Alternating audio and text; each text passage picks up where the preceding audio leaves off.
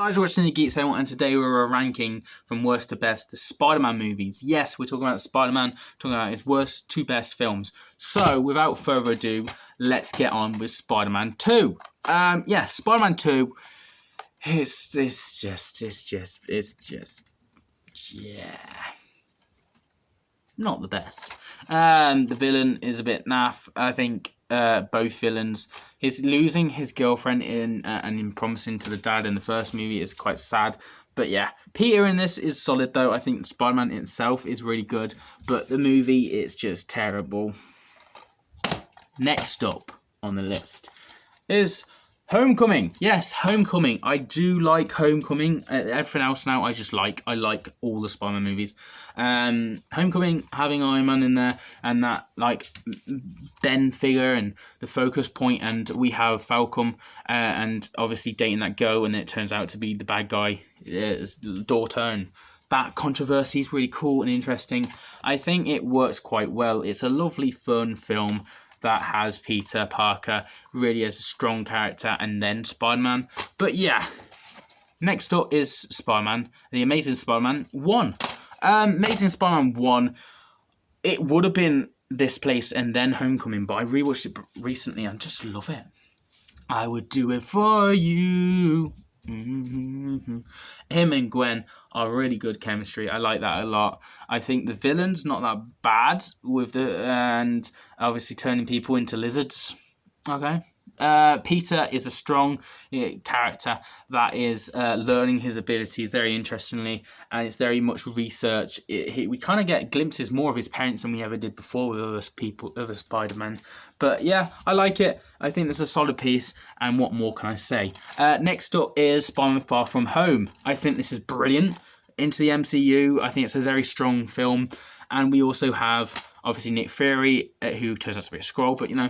Anyway, Mysterio, I've always wanted to see in Spider-Man, and we got that, and it did it really well. And it also made way for Spider-Man No Way Home as well, the consequences of this film.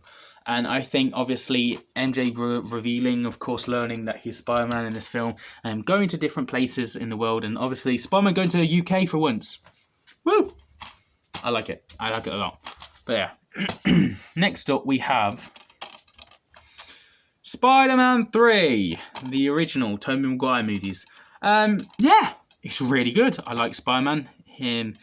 Peter coming in notches a bit, also having fights with Sandman, and of course Venom is taking over, and we have Venom at the end fighting, and Sandman and his due to killing Ben. It was interesting, and we also have Harry in this turning kind of into the Green Goblin, but also helping Peter towards the end and dying.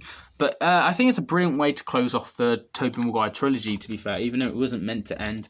It was actually an alright ending to the trilogy, and I think it's very solid for what it's worth. I think they did the best they could, and a lot of people give it slack, but I like it. I actually like it. I always liked it. Next up, the first Spider-Man of Tobey Maguire's run. Very good. The Green Goblin is phenomenal. I think him and Thanos are the best villains in the MCU, hands down. Or any Marvel movie, really. Yes, obviously we got the introduction to Pete Parker. We got his Mary Jane situation. We got Peter learning how to be Spider-Man, and we also got the villain being really good, and that fight scene, a real brutal fight scene, which happens brutal again in Spider-Man No Way Home in a way. But yeah, really solid stuff. And next up on the list, just missing out on first place. It's a tough one. This one was very much toss and turn. Some days I feel like this, some days I feel like that. But here we go. Spider-Man 2. Yes. It could have been first place at one point, and then it moved, and then gone back down, and it's gone up again, and now it's gone to second place. But it's always at the top. Spider-Man 2 is phenomenal. Doc Ock is brilliant. Spider-Man is brilliant, especially on that train scene, and he's going, it's very classic, very Spider-Man. And MJ, Harry situation, you know, but Doc Ock in this is brilliant. And the revolutions of the first film and stuff like that. It's just Spider-Man's found his feet. Also him letting Spider-Man go at one point as well. was interesting. But yeah, I love it. I think it's a solid one. It's classic. But at first place, Spider-Man No Way Home.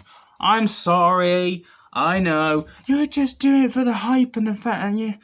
It's good. I love it. I'm soaking all this up. 3 Peters that are kind of having their own conversations, loving it.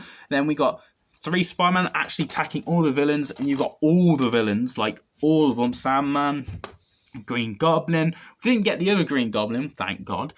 We got Sandman. We got Green Goblin. We got Doc Ock.